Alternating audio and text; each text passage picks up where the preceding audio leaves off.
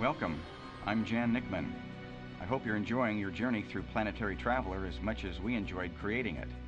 Everybody involved with the project is excited about the opportunity to present Planetary Traveler in this DVD format.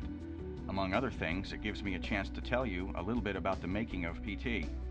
Many of the shows I've done over the past few years have been Fantasia-like mergings of music and motion picture. Perhaps my most famous was The Mind's Eye. The inspiration to do Planetary Traveler hit when I saw a magazine ad for a new 3D still graphic software called KPT Bryce. The landscape scenic in the ad was so stunning it jumped off the page at me.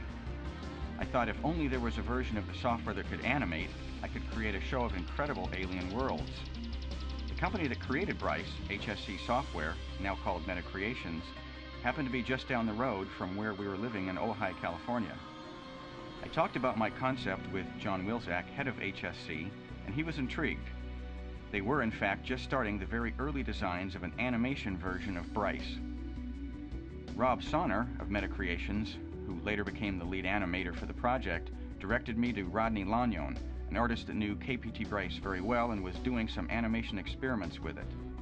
After meeting with Rodney, who would become the animations producer and an artist on the project, I commissioned him to do a feasibility study for creating a show with advanced versions of Bryce. The study introduced a radical new production method: recruit the artists on the internet and set up an online virtual production studio.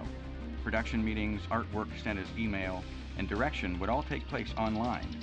Artists could create scenes on their own desktop computers in their own homes.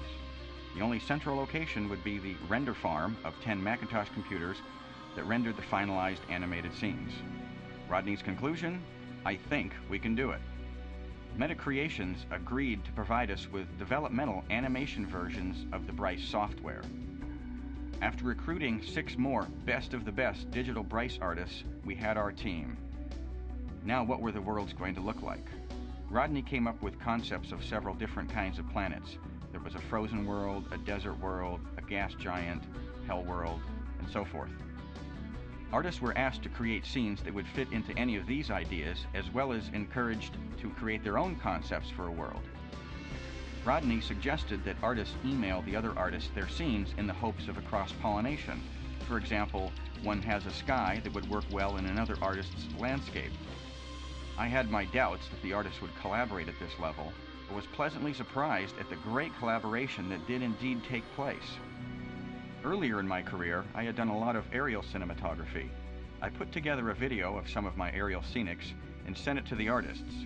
This was essentially their flight training. As the scenes began to come in, I was really filled with excitement. The artwork was spectacular and beyond anything I had hoped for. Music is the language for the kind of show we're doing. As the artwork and the animations progressed, I was simultaneously working with Austrian composer Paul Haslinger on the music score. I had worked with Paul before on another project merging music and motion picture called Canyon Dreams. I knew he'd be perfect for this show. He really proved me right. There were, of course, the seemingly endless challenges of working on the leading edge of technology, make that the bleeding edge. The software we were using to create and animate the scenes was developmental and, of course, had glitches.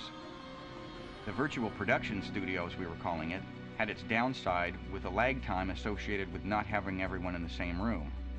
Paul had up to 160 tracks going on his music. Very complex. This is more instruments than a full symphony orchestra. I was never really sure we were going to have a completed show until it was done. The project was to take 1 year to complete, and it took 2.